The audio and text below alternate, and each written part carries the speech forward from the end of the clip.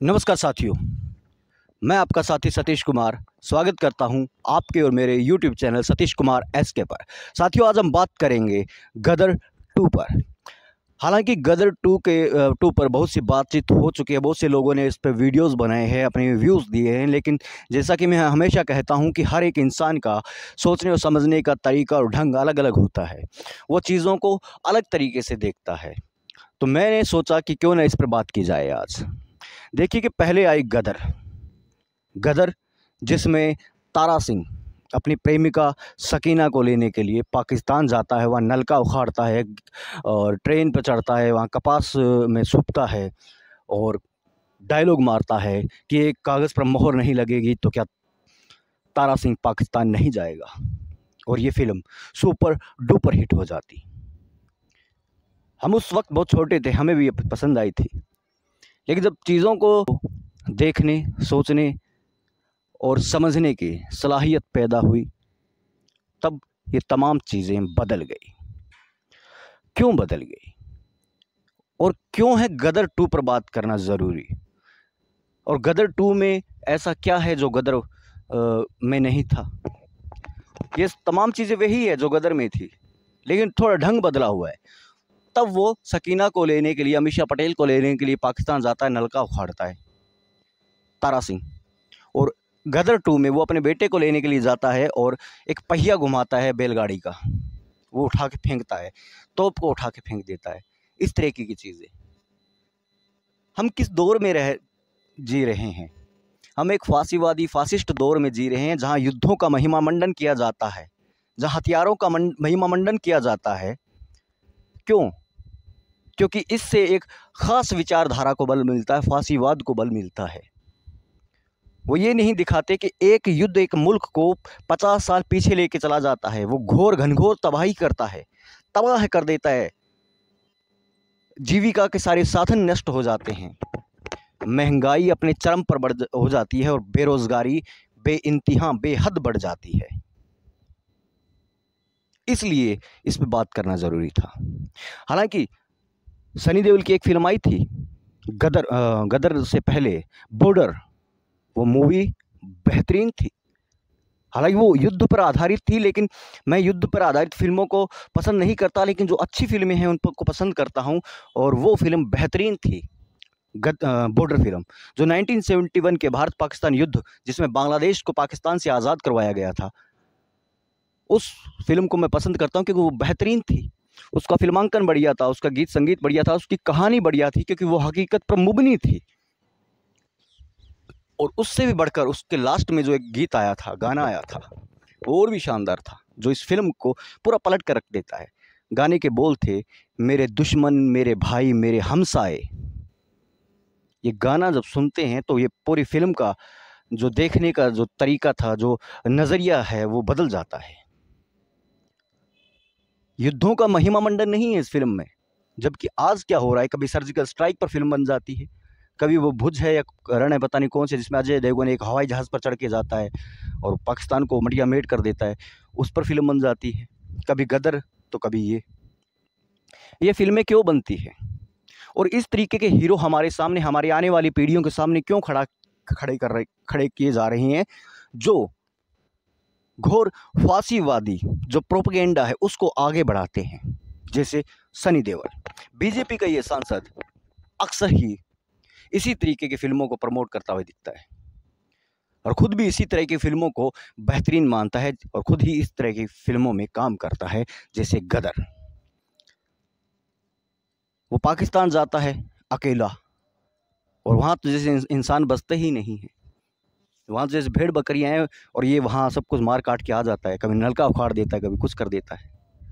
मैं हकीकत कहाँ है? और दूसरी बात जो सबसे अहम बात है माफ़ कीजिए दोस्तों, दूसरी बात जो सबसे अहम है कि इस तरीके की फ़िल्मों के मार्फत जो हीरोज़ हमारे सामने, हमारी पीढ़ियों, हमारे नौजवानों के सामने खड़े किए जा रहे हैं, उनकी तासीर क्या है और उन्हें क्यों खड़ा किया जा रहा है? एक ज़माना था जब हीरोज़ वो होते थे जो बेरोज़गारी के ख़िलाफ़ बोलते थे, जो जातिवाद के ख़िलाफ़ बोलते थे, जो रेसिज़्म के ख़िलाफ़ बोलते थे, जो बेरोज़गारी पर सवाल उठाते थे, जो सवाल उठाते थे कि सामाजिक भेद क्यों है ये गैर बराबरी क्यों है?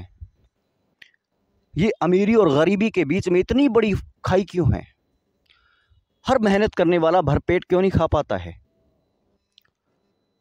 इतनी घोर घनघोर शैक्षिक बेरोजगारी क्यों है?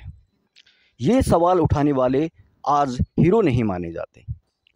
वो समाज के सामने, वो नौजवानों के सामने हीरो की तरह पेश नहीं किए जाते, क्योंकि वो फांसीवादी सत्ता का के प्रोपेगेंडा का हिस्सा नहीं है। ये कुछ वैसे ही है जैसे अमेरिकन फिल्में, जैसे बॉलीवुड की फिल्में कहा जाता है, उनमें सुपर हीरोज़ होते हैं जो दुनिया को बचाते हैं, क्योंकि दुनिया को बचाने का ठेका तो एक अमेरिका ने ले रखा है। कभी वो सीरिया को तबाह कर देता है, कभी अफ़गानिस्तान को, तो कभी इराक को, और बाद में मिलता कुछ नहीं है। वो आयरन मैन भी बनाता है, वो सुपर मैन भी बनाता है, वो वंडर वूमेन भी बनाता है, वो थोर भी बनाता है, वो हल्क भी बना देता है। क्यों? क्योंकि वे फिल्में पेटांगन के निर्देश पर बनती है, और भारत में इस तरह की फिल्में फांसीवादी सत्ता के निर्देश पर बनती है, ताकि उनके प्रोपेगेंडा को बल मिले।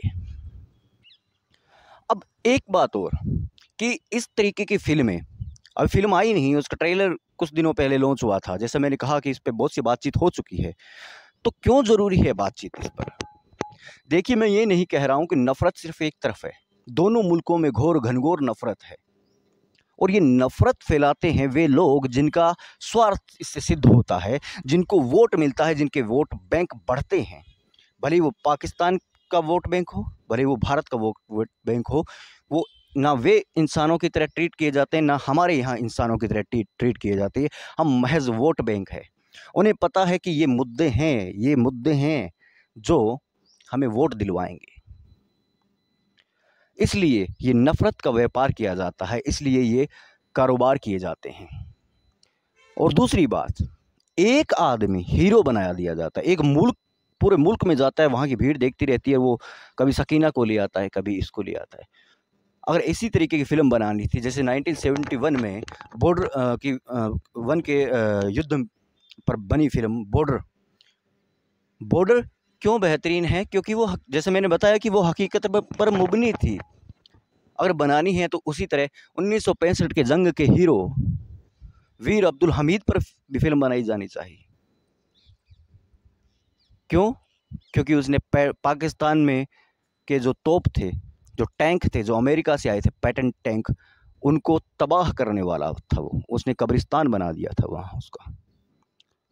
लेकिन इन चीज़ों पर बात करने का या सोचने का किसी को वक्त नहीं है कि क्यों सनी देओल इस वक्त आ गया अचानक, क्यों गदर 2 अचानक इस वक्त आ गई है। लाई जाती है ये चीज़ें जब फांसीवादी सत्ता को प्रोपेगेंडा चाहिए, और ये चीज़ें, ये फिल्में इनके प्रोपेगेंडा का हिस्सा होती है। मैं आज भी कहता हूँ, इसे ये कहने में मुझे कोई हिचकिचाहट नहीं है कि इस तरह के लोग मेरे हीरो नहीं होते। मेरे हीरो, अव्वल तो कोई हीरो होता ही नहीं हमारा। हम खुद उस एक लहर, उस एक सोच के, उस एक विचार के हिस्से बनते हैं, जिन्हें हम पढ़ने के बाद अपने एस्थेटिक सेंस, जिसको सौंदर्य बोध बोलते हैं, उसके विकसित होने के बाद हम एक विचार को पकड़ते हैं, उसके मार्फत हम बदलाव की बात करते हैं। हमारा हीरो विचार होता है, वाद विवाद और संवाद की पद्धति होती है, ना कि ये कि जिंदाबाद मुर्दाबाद के नारे लगा दिए और बन गए हीरो। नहीं। और जैसा कि मैंने एक बार बताया आपको कि जो लोग बेरोज़गारी पर सवाल उठाते हैं, जो लोग महंगाई पर सवाल उठाते हैं, जो लोग जातिवाद पर सवाल उठाते हैं, रेसिज्म पर सवाल उठाते हैं, जो सवाल उठाते हैं कि मणिपुर में एक महिला को निर्वस्त्र करके उसके परेड करवाने वाली इन दुष्टों पर क्यों नहीं बात की जाती, जो ऐसी बात करते हैं उन पर मूवीज़ नहीं बनती है, और बन भी जाती है तो उन्हें हीरोज़ की तरह ट्रीट नहीं किया जाता है। खैर, अभी तो गदर 2 का ट्रेलर ही लॉन्च हुआ, ये फिल्म आएगी, और जैसा कि मुझे लगता भी है और ऐसा है भी कि ये फिल्म शायद सुपर डुपर हिट रहेगी, क्योंकि हमारा मेंटल लेवल वही बना दिया गया है। हमें बता दिया गया कि सनी देओल आएगा, पाकिस्तान के ऐसी तैसी कर देगा, पाकिस्तान को नेस्त नाबूद कर देगा, क्योंकि पाकिस्तान में इंसान तो है ही नहीं, सारे कमज़ोर है, अगर है भी तो सनी देओल एक बलशाली है, और हमारा फांसीवादी तंत्र है, ये इससे ताकतवर दुनिया में कोई नहीं है। मैं हमेशा एक बात कहता हूँ कि मेरा देश महान है, ये बहुत अच्छी बात है, मेरा देश महान है, इसमें कोई दो राय नहीं है, लेकिन सिर्फ मेरा ही देश महान है, ये वाहियात और घटिया बात है। इस बात पर गौर करना ज़रूरी है। और इस बात पर भी कि हम आने वाली नस्लों को दे क्या रहे हैं। सनी देओल दे रहे हैं। हमें उस तरफ देखना चाहिए जो लोग सवाल उठाते हैं सत्ता पर, शोषण तंत्र पर। खैर, बातें बहुत सी और भी बातें होती रहेंगी, बहुत वक्त है अभी। जाने से पहले एक बार फिर मैं आपसे गुजारिश करूंगा कि पसंद आए तो वीडियो को लाइक करें, शेयर करें और मेरे चैनल को सब्सक्राइब करना न भूलें। विदा साथियों।